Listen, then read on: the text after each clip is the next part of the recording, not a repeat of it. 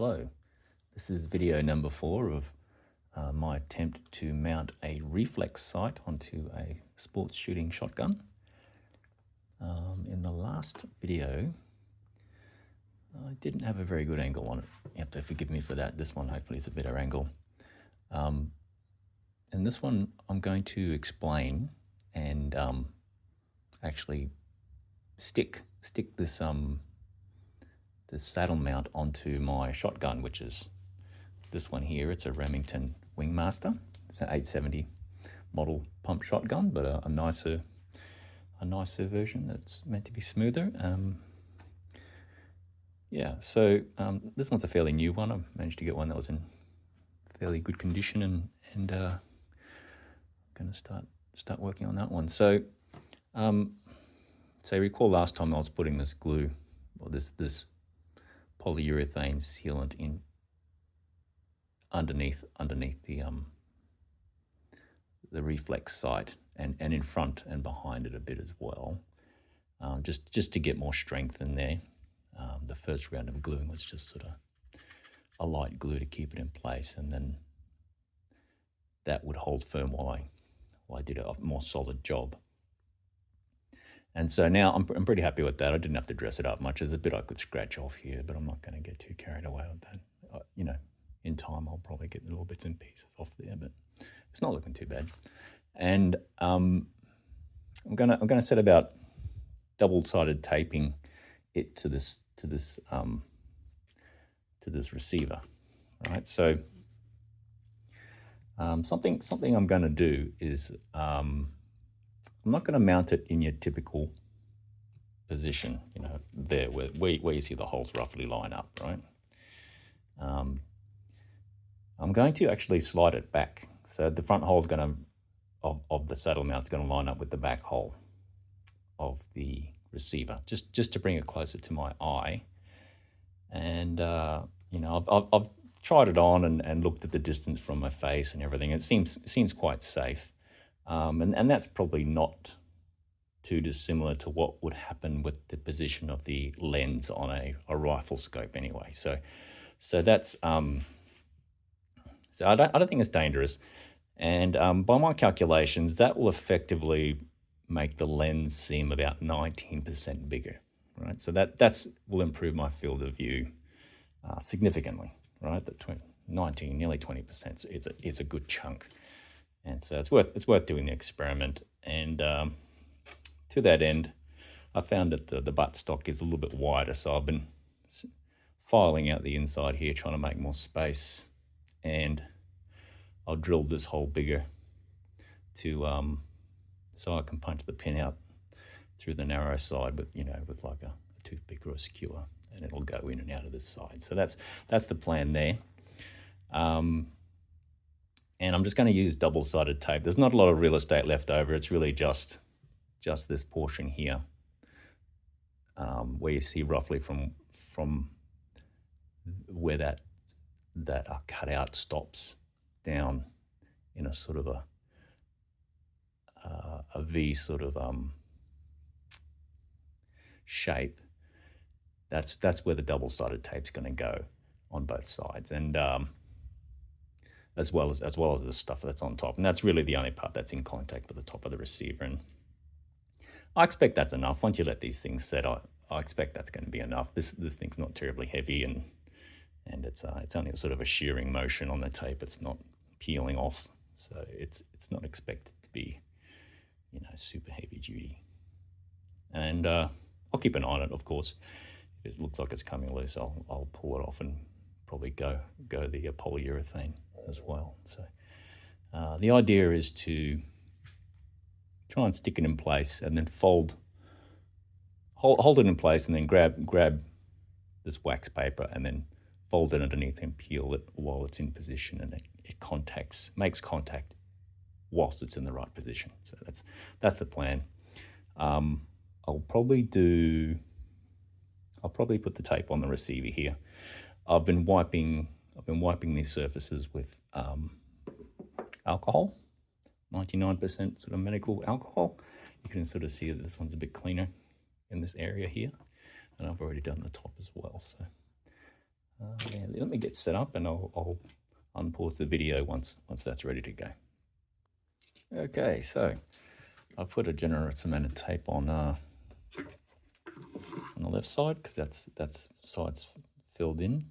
In hindsight, it would have been better to have a one that doesn't have this cutout in it. This is actually for a semi-automatic Remington 1100, right, or 1187, and they're very similar receiver shapes, so you can use the same saddle mount. And I just lost a bit of real estate with the cutout there, but I think I'll still have plenty. I still have enough. So I've put more on the left side than I have on the right because the right doesn't have that much. I have put this hole here. Using the pin, I can just sort of push that in and it'll punch out a hole. So let me sort of illustrate that. Let's move some things out of the way. Try and get the end of the shot so you can sort of see that's where the hole was if I push. And then I'm just gonna push that in there. It'll act like a hole punch. It's a pretty tight fit. And yeah, so just pull that out. And you can sort of see that's ready to be removed. There we go.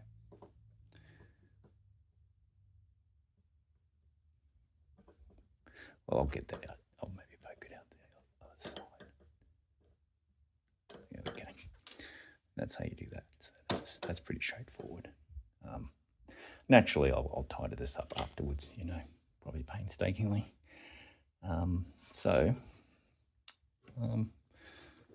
Yeah, so I'm gonna pop this on. So let me pause for a bit. I'll make sure it's all properly set up, and hopefully I'll be able to show you something useful. Okay, ready to take a shot at this, right? So I'm going to leave the tape on. I'm going to slide that over the top. So I've made sure this is nice and clean. I want to make the most out of the tape that I have on top. Just going to lift that over that side. So that's sliding on. It's not behaving itself too well. Okay, that's looking a bit better. Just going to slide that over the top. So we've still got the wax paper on, right? And I'm going to line that hole up. You can see that hole. And I'm just going to jam the pin through just so that we know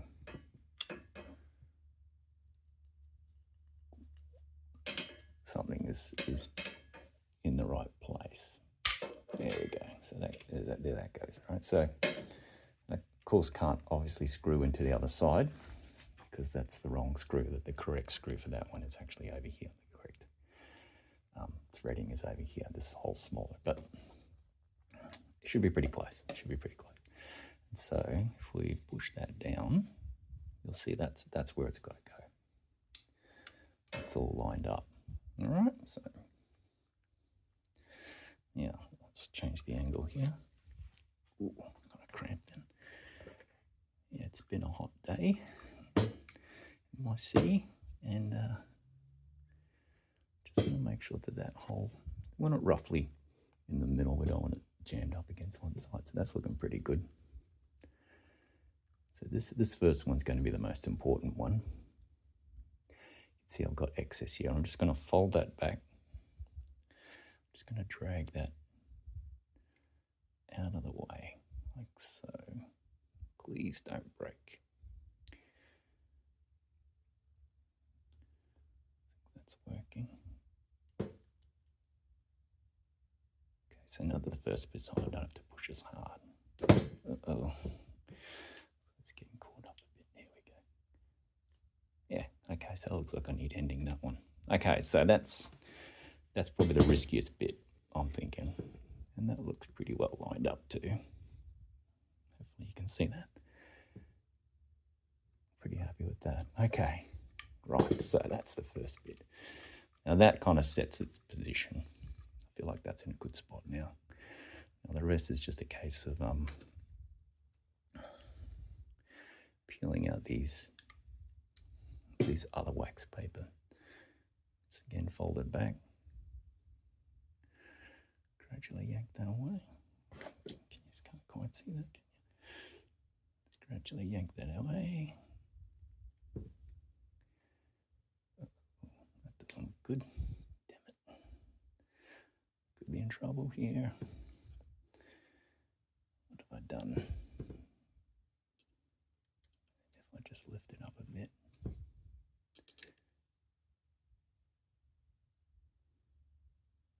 I think I got away with that.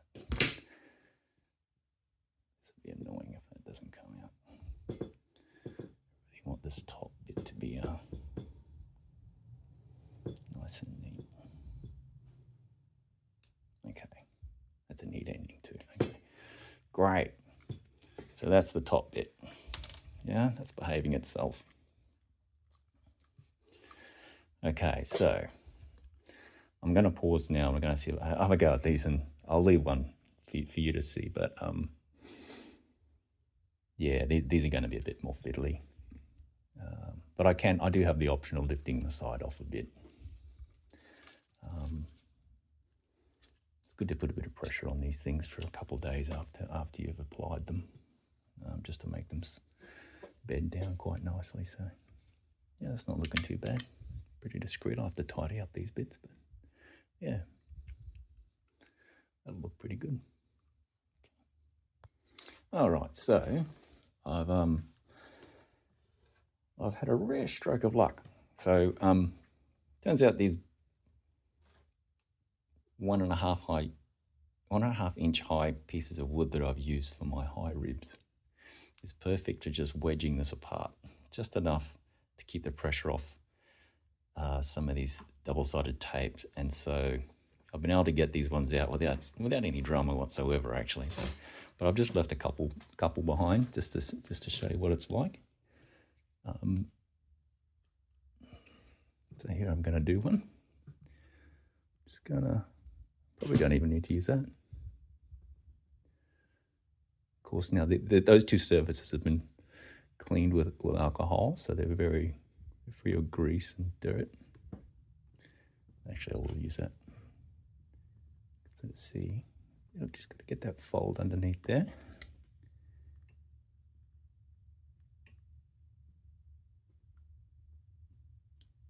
And that pops out pretty cleanly. It's a nice clean ending.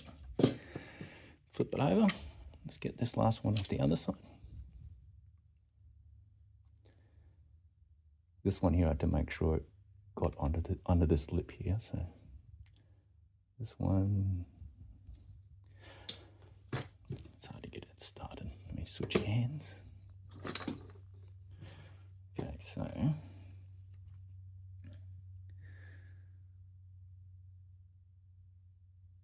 anyway, I think you get the idea. Maybe I'll fast forward through this bit. It'd be nice to bring you on the journey to the last. There we go. To the last one. There we go. So that's. I'm gonna have to pull this pin out, aren't I? I expect I will. Yeah. Yes, I will. Because I know it's torn at the bottom. So. Okay, so I don't want this moving even a fraction if I were to pull that pin out. So I'm just going to hold that tight. Let's pull this pin out.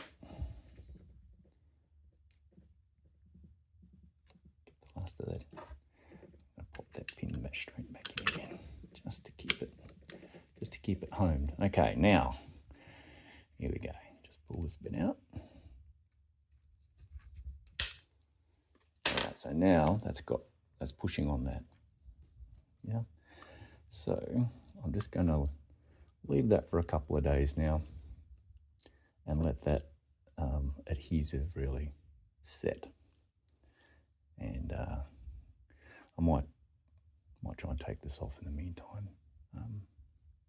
Some of that extra, just so that it doesn't get too much of a chance to set. Great. Cool. Okay, that's good. Thanks for joining me.